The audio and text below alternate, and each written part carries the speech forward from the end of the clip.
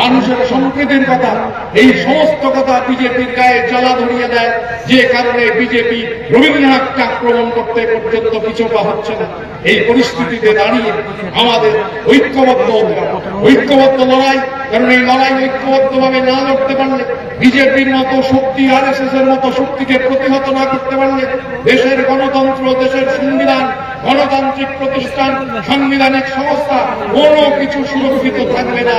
এবং এই যে লড়াই, এই যে দেখছেন, এই যে বিড়ি শ্রমিকদের, চা শ্রমিকদের, আমি পার্লামেন্টে অবশ্যই তুলব। এবং আমিরুল যে অনুরোধ আমায় করেছেন, আমি আপনাদের এই মাঠ থেকে কথা দিয়ে যাচ্ছি যে আমি অবিলম্বে সেশন শুরুর আগে এই তারাপুরের হাসপাতাল চালু নিয়ে চিঠি করব, পার্লামেন্টে 01 নোটিশ দেবো, আলোচনা চাইব, শর্ট ডিউরেশন ডিসকাশন। খলিলুর সাহেব যাতে লোকসভায়, আমি রাজ্যসভায় একত্রে এই দাবি তোলা যায়, তার জন্য যা যা করণীয় আমি করব। এবং বিশেষ করে পিএফ এর অফিস, আমাদের রাজ্যের 22 লক্ষ বিড়ি শ্রমিক, মূল কনসেন্ট্রেশন হচ্ছে জেলার এই প্রান্তে 13.5 লক্ষ বিড়ি শ্রমিক আছে। কোন অজানা কারণে পিএফ অফিস চলে গেল বহরমপুরে। আর যারা এমপি ছিলেন, দীর্ঘদিনের এমপি, বড় বড় কথা বলেন, অধীর বাবুরা কেন এ নিয়ে সরব হননি, কেন একটা কথা বলেননি, তা মানুষ জানতে চায়। আমরা এই আন্দোলন করতে হবে। আমরা কেন্দ্রীয় মন্ত্রীর কাছে দাবি জানাবো, পার্লামেন্টে বিড়ির ওপর শর্ট ডিউরেশন ডিসকাশন চাইব, এবং তারাপুরের হাসপাতালটা ঠিক করা এবং পিএফ অফিস সেটা অমরপুরে নিয়ে আসার জন্য যে দাবি আমরা পার্লামেন্টে তুলব। আর নিচে আপনারা আন্দোলন লড়াই করবেন, লড়াই আন্দোলন পিএফ অফিস ঘেরাও কর্মসূচির আমরা ডাক দেবো।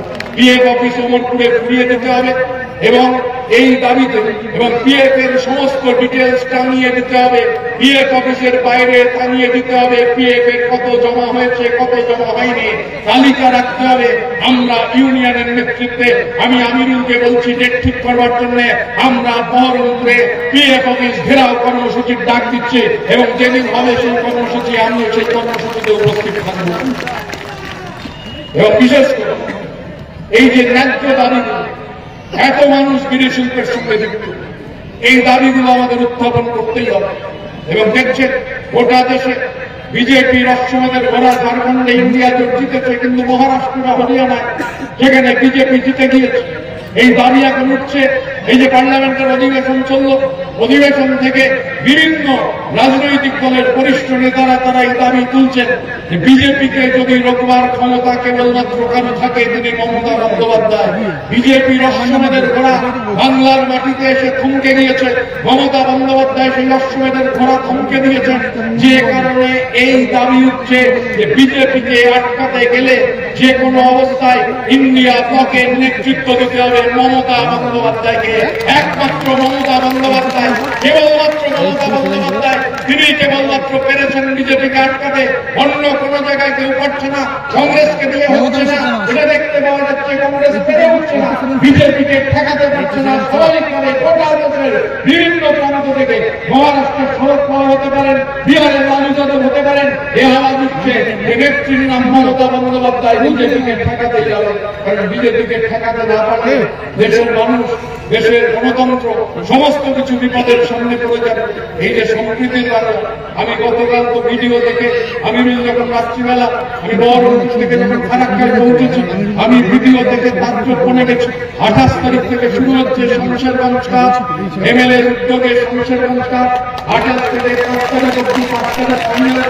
আমি আমাকে 5 তারিখ আসবার জন্য অনুরোধ করেছিলেন যে 5 তারিখে সকালবেলা ভাঙড়ে আমার একটি কর্মসূচি রয়েছে এবং তারপর দুনিয়াগালিতে একটি শ্রমিক সমাবেশের কথা দেওয়া আছে। সকালবেলা 5 তারিখ ফাইনালে আমার আসা হবে না, আমি নিশ্চিতভাবে চেষ্টা করবো। কারণ আমি দাঁড়িয়ে দেখেছি জনসমুদ্র, মানুষের যে উদ্দীপনা, কি উৎসাহ গত 7 বছর ধরে হয়েছে। এবারে 8ম বছরে পা দিয়েছে শমশেরগঞ্জ কাপ আন্তর্জাতিক টুর্নামেন্টের মতো। আমি তো ভিডিও দেখে তাজ্জব, গ্যালারিতে প্রায় লক্ষ লোক বসে রয়েছে, মানুষের কেউ উন্মাদনা। তাই আমি স্বাভাবিকভাবে আসার চেষ্টা করবো একটা দিন যাতে খেলায় এসে দেখতে পারে, 12টার মধ্যে এসে পৌঁছে খেলায় অংশগ্রহণ করতে পারে, তার চেষ্টা নিশ্চয় করবো।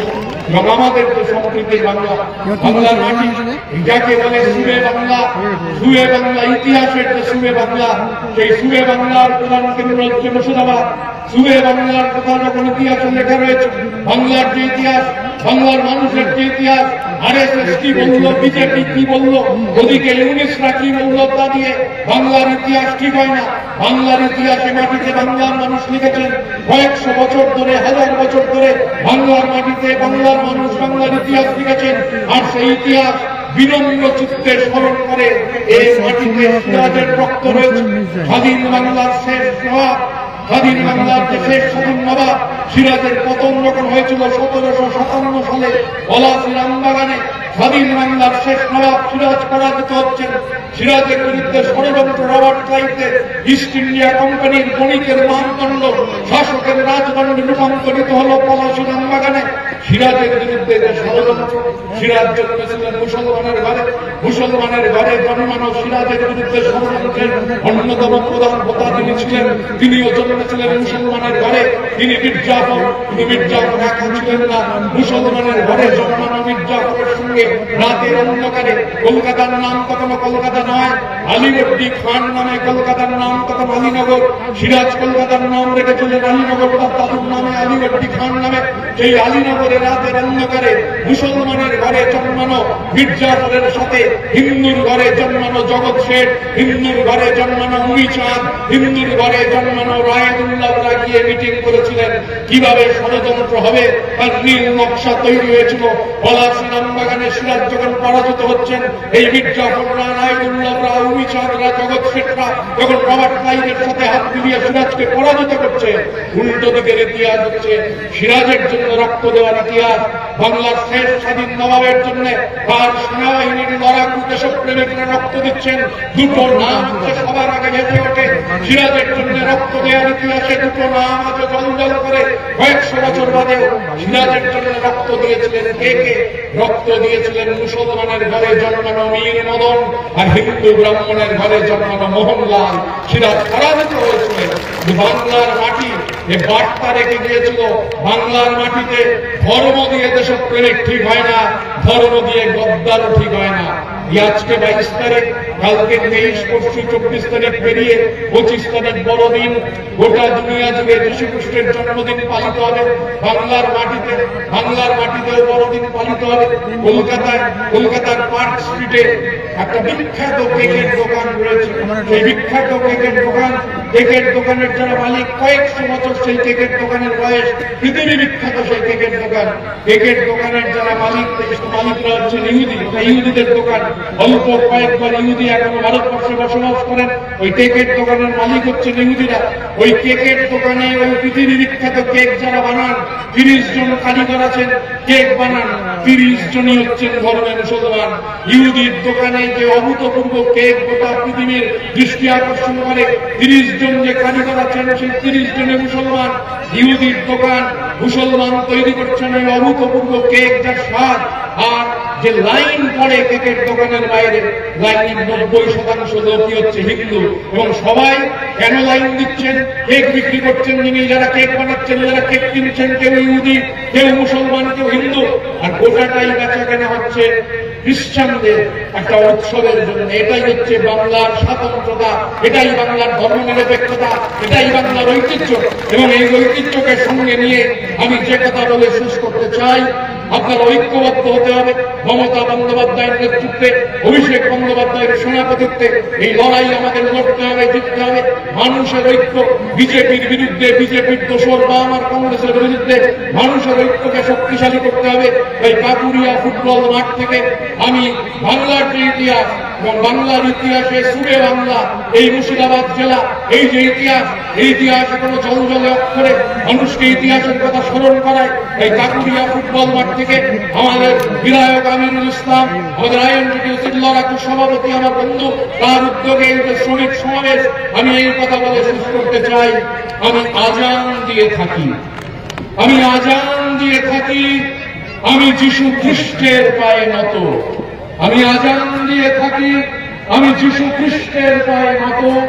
যত মত তত পথ, রামকৃষ্ণের কথা মতো। হরিওম তৎসতে। আমি বলে গোলাম আলীর গোলাম, বাগদেবীর চরণে প্রণামী দিয়ে দিয়ে আমি বাঙালি গোলাম। আল্লাহ এক দে, পানি দে, ঠাকুর তুই ছায়া দে সবার ঘরে ঘরে। যেখানে মমতা লড়ে যান, সেখানে বাঙালি বাস করে। বাংলার মানুষের বাংলার জয় হোক, জয় হিন্দ, বন্দে মাতরম, আইএনটিটিউসি জিন্দাবাদ, মমতা বন্দ্যোপাধ্যায় জিন্দাবাদ, অভিষেক বন্দ্যোপাধ্যায় জিন্দাবাদ, জয় বাংলা।